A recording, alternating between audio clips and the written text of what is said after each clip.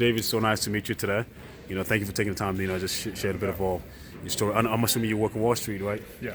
Okay, so what's the backstory? How did you, and, So, interesting enough, I don't work in the financial sector. I okay, work in one of the charter schools that is actually on Wall Street. okay, And in that position, I'm one of the continuous improvement okay. specialists, or specialists, Achievement, improvement. continuous improvement. Okay, continuous improvement, okay. So we look at processes and see how we can make them more efficient and more streamlined. Wow, okay.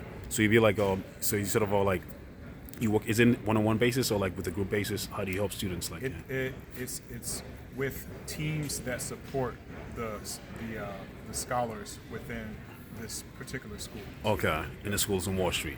Yeah, the schools within the New York City district. Oh, I see. Wow, okay. So, I mean, how did you end up in a career like that? What's the backstory? Like, Yeah, so I started out. that's education in a sense. Yeah, I started out in manufacturing, where I was doing. I started as an engineering technician, Okay, and in that role, got into continuous improvement. And in continuous improvement, it's in manufacturing, it's like if it takes 7 hours to do a job, Yeah. we're looking at we're trying to find out how we can do that in 4 hours. okay, From there, I kind of grew within the company, doing segment level continuous improvement initiatives. And then I was contacted by a recruiter, or actually, I contacted a recruiter about a position as a facilitator doing continuous improvement. okay. And it just so happens that the job was on here on Wall Street. Oh, yeah. Oh, okay. So you didn't seek it out. You just by chance and connections. That's where you ended up. Yeah, correct. Wow. Okay. What are your thoughts of Wall Street as a working environment? You know. So I think it's interesting in that you have so many people from all across the world Yeah. working in a place um, that millions and millions of dollars pass through. Yeah. I always get excited when I come off the train Okay. and then look up and see the buildings, see the hustle Yeah. and bustle. And so, in that aspect, just at a surface level, it's really cool. Mm-hmm. But I think as you get down into like the inner workings and the dealings with people, Yeah. you're always going to You're always going to run into a lot of big personalities, Okay. as well as people trying to climb the corporate ladder. Okay. Lucky for me, I was grounded in concepts and values before I came to Wall Street. Okay. So Wow. those same values, my faith is a big part of who I am. Okay. And so all of those things still remain even in the midst of Wall Yeah. Street. Yeah. Without a doubt, thank you for sharing that. Without a doubt, we as human beings, we can't walk without being grounded. So being grounded by values, like you talked about, Yeah. I think plays a huge role. We want folks to us listen to, get to know that. What are some of those values that you think, grounds you in an environment like this that's hustle and bustle? Well, it's funny Intensive. because it's a contrast, right? One of the main values is that money is not everything. Okay. And here where money flows Yeah. so freely, you got to make sure that you're grounded in something outside of material. The other part of it is that money is not everything. So you can get a great job Yeah. here on Wall Street, making really good money. But if the culture and the community that supports you is not, about empowering you, Okay. supporting you, it doesn't matter. You could be making, $12,000 a year. Yeah. So I think it's money is not everything on both those aspects. Okay. And then honesty Yeah. and communication Honesty, and not assuming. Those three things I'm Honesty, learning are communication, very not assuming. important. So honesty, Communication. regardless of what situation you're in, just responding with truth. Okay. Then you'll always have grace, and if grace is not given in those circumstances, then maybe that's not where you should be.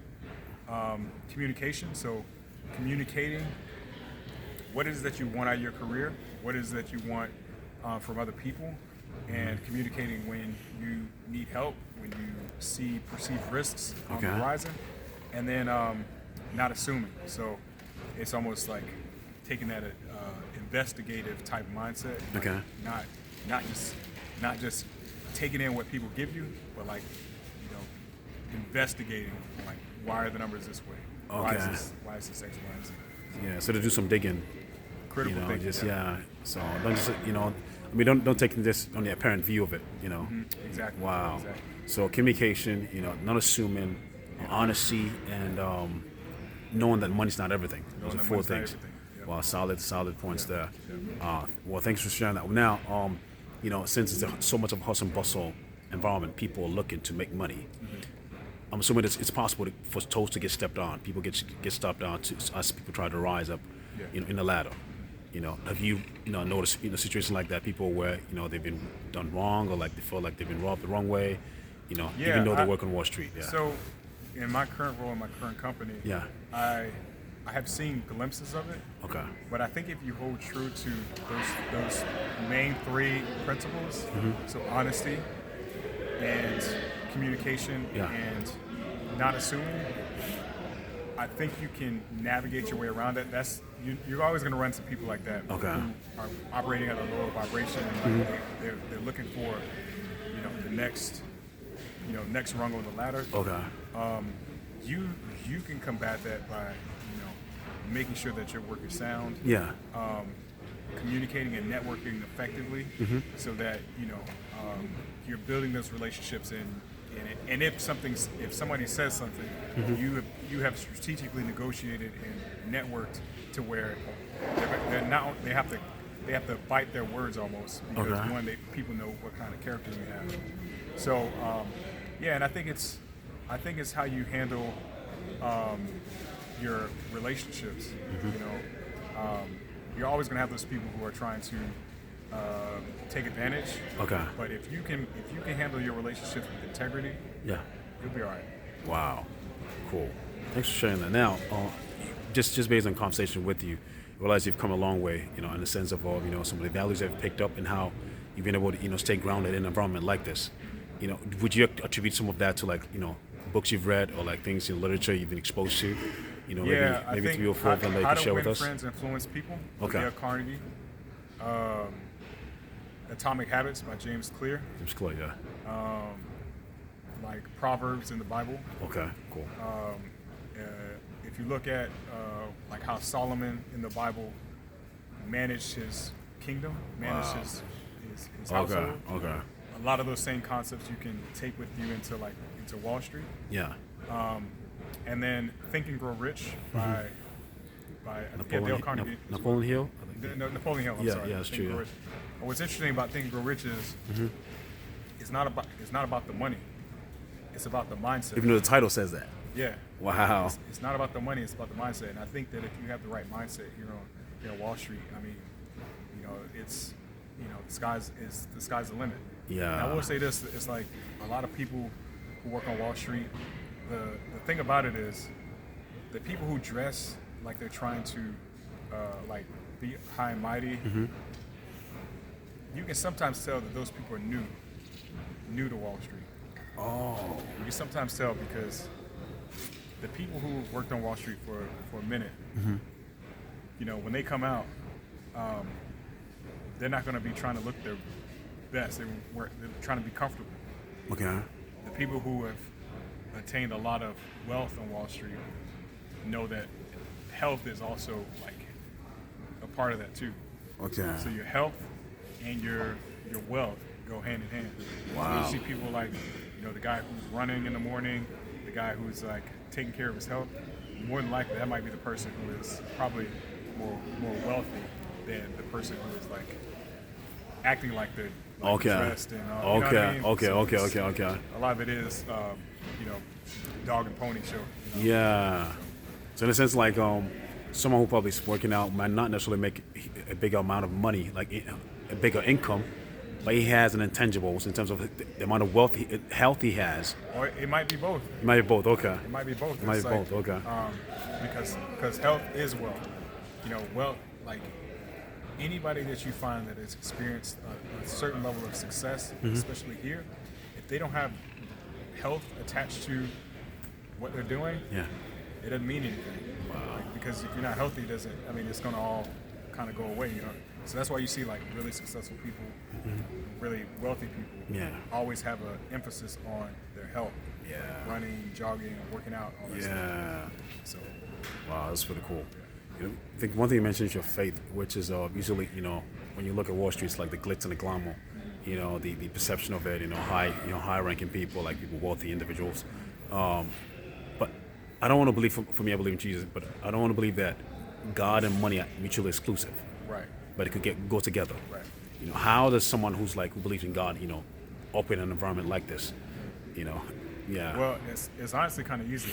Easy. because Wow. It's easy for me because it gives you a lens in which you can view the things that are happening around you, Okay.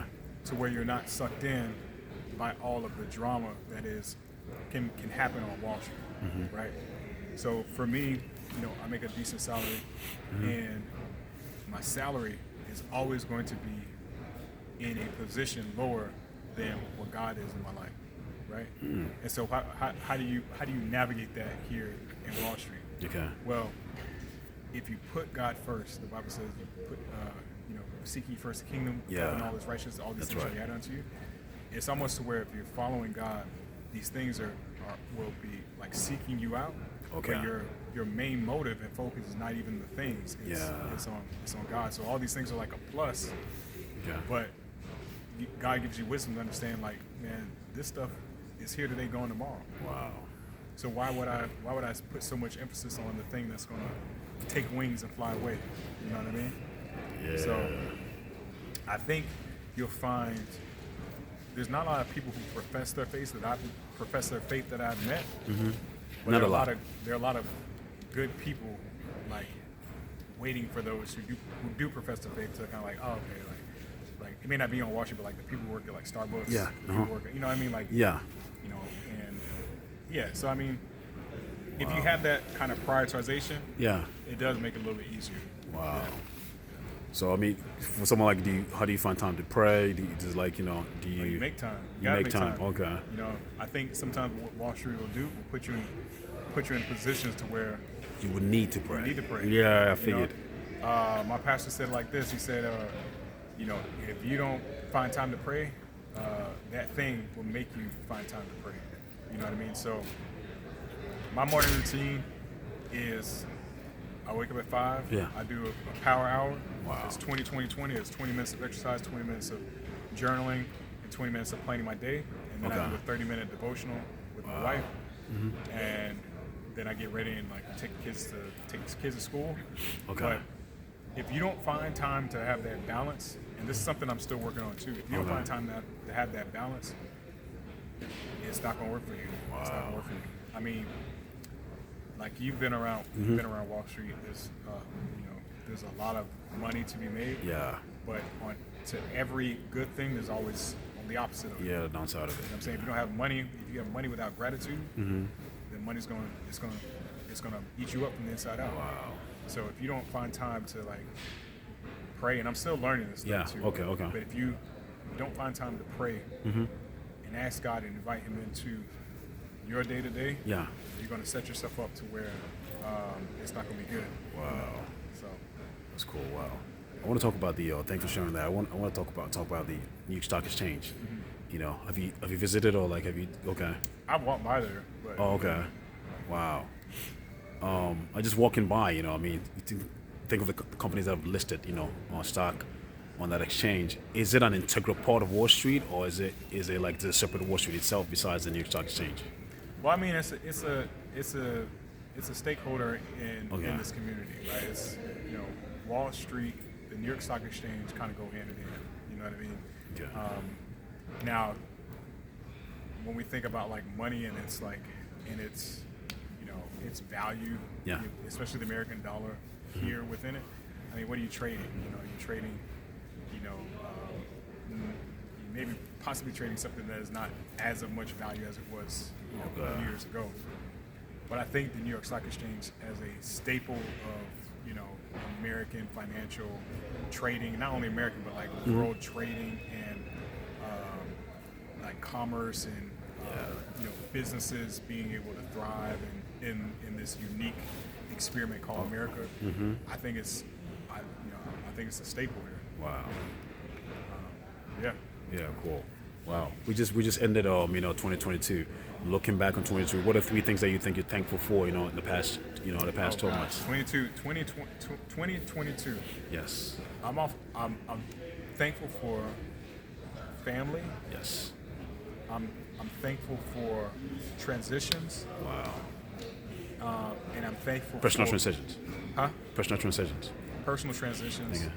and I'm thankful for God never leaving. Wow. You know what I mean? Because like when I transitioned, cause we just moved Okay. to New York, Okay. and last year was a bunch of transition. It was like a lot of Okay. different things happening.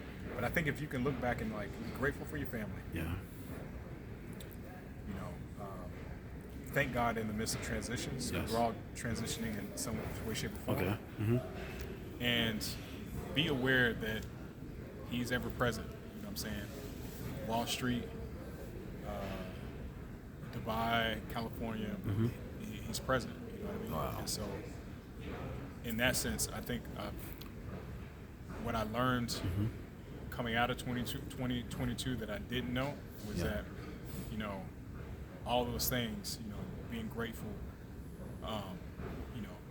being present in the transition and thankful for the transitions and understanding that He's aware. I think it helped put me in a place of, to where, I could, work on Wall Street and, Okay. have an impact and be a blessing to my family. Wow. That's pretty cool. Thanks for sharing that. Over your lifetime, what is one piece of advice that someone gave you that's made a difference in your life? One piece of advice that someone else gave you, do you think has made a huge difference in your life? One piece of advice that I immediately think of was when I was in high school.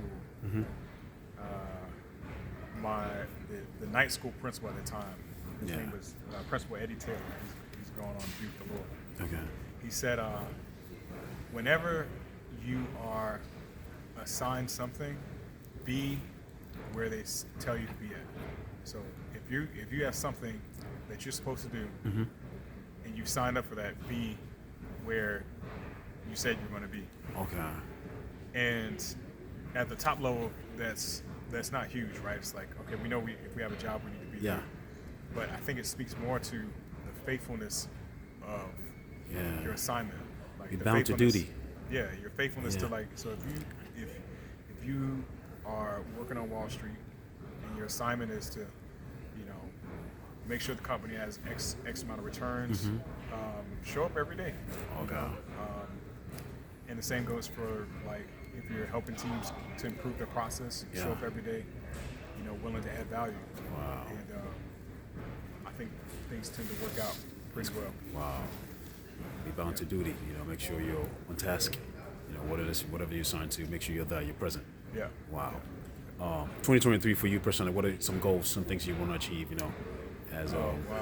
So 2023, one of the things that I want to do better is I want to be more present with my family. Okay. I want to take better care of my health, Yeah. and I want to set my family up for generational wealth, like continue to invest wisely. That's right. Continue to, just put things in play to where my children's children will be blessed. Okay. And I think those are the goals. Wow. Okay. They'll probably change in a way, but also be flexible with what we're shooting for and what we're trying to Wow. do. Yeah. On a part-time basis, on the side I teach English, math, Bible knowledge, different things to little 14-year-olds, 16, 15-year-olds, 16-year-olds, 6th, 7th, 8th, 9th, and 10th graders. What is something that you want to share with them? Someone who actually has made it this far, working in an environment like this. With the younger generation. Yeah. I would say you can do anything you put your mind to. Okay. Keep God first. Yeah. And discipline. So they all kind of go hand in hand, right? So put your mind to it, you can accomplish it. Wow. Put God first, keep God first, because He's the creator. Okay. And, us being creators, it only makes sense to go to the source, Yeah. and then have the discipline. My friend told me that discipline gets you a seat at the table. Okay. When you're disciplined with something, people will pay you to see what it is that you're disciplined in. So stay disciplined. Okay. Put your mind to it. Keep God first. Wow. Well, David, wow, I'm so thankful, for the opportunity to talk with you. You're treasure trove, man. Yeah. Thank you so much for your time. Yeah, no Happy doubt. New Year. All the best to your family and your kids You too. as well. Yeah. Thank you. God bless. God